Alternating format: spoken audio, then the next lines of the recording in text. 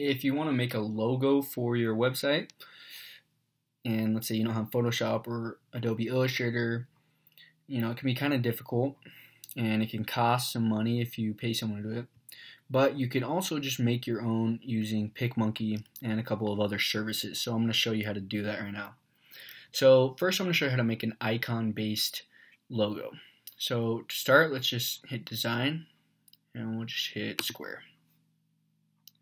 Okay, it's going to open this. We're going to click this right here, transparent canvas, because we want the background to be transparent. Then we're going to go over to iconmonster.com, icon monster with no E. And let's say I'm making a logo for a site that is called HH e-commerce services, and basically let's say the business makes e-commerce websites for people, so an online store for someone else's business. That's what our services do. So I'm going to search something like online store.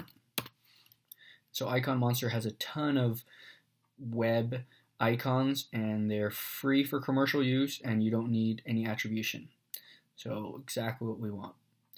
And this one looks like it'll do the trick. So I'm going to download just a PNG, click agree, hit download button, scroll down, hit download again, and it just started downloading to my computer. And I'm going to just put it into this folder.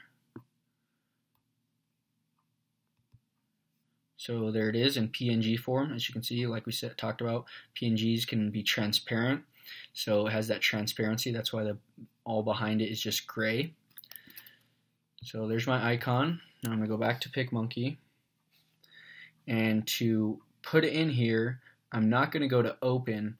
I'm going to go to overlay or overlays.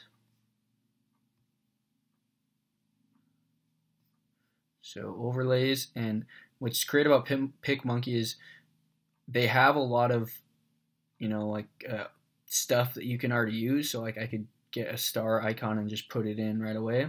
But you can also put in your own stuff. So that icon that I just downloaded right here, I'm going to insert that. So again, I just went to overlay, my own, and then found the icon. Okay, here it is. Awesome. And I want to make it like orange or red or something. Let's see. So I'm just going to play around with some of these. That's fine. Okay, so I have my icon, and I'm going to put some text to accompany it. So I'm just going to click on text right here when it loads. Okay, so I'm going to add some text. In this font, Francois one, put HH.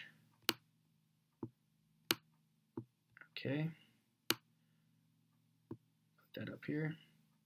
I'm going to add some more text and say I'm going to do all caps, e-commerce, and I'm going to do this in,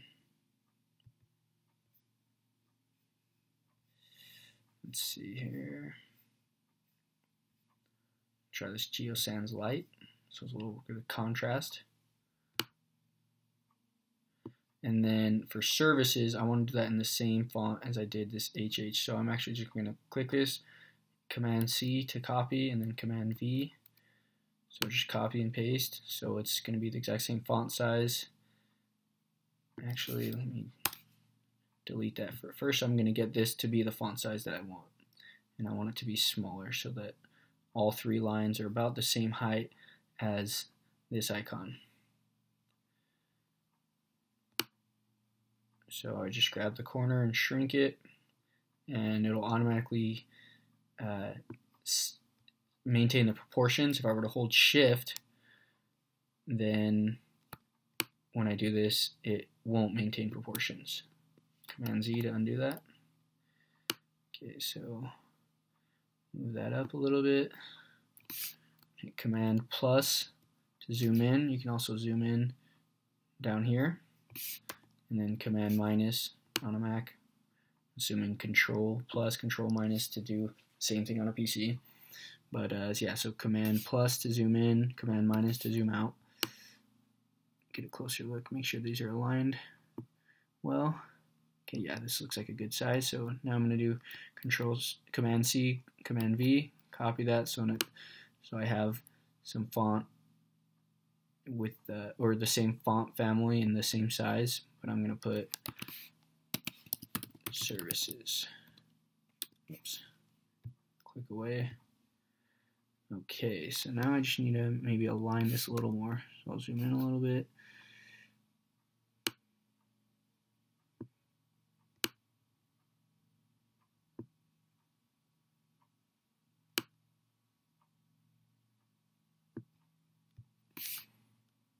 Okay, let's see how that looks.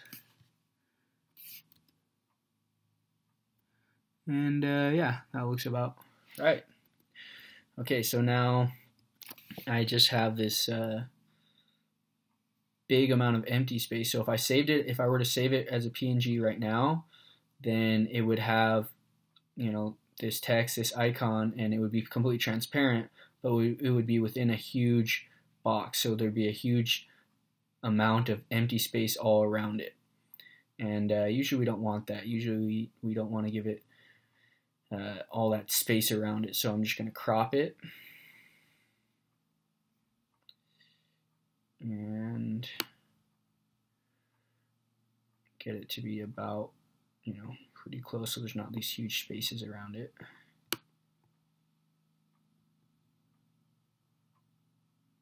Give it a little space. I don't want it to go right up against it. I want to give it a little bit of space in between. There we go. Looks good. Hit apply. There we go. I'm going to zoom in a little bit, and yeah, that looks pretty good. So now I'm just going to hit save. And there's my logo. So a nice icon-based logo. I'm just going to call it logo.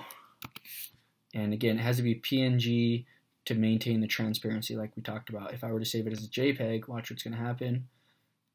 See how this white background appears within that rectangle. It can't have transparency within it as a JPEG.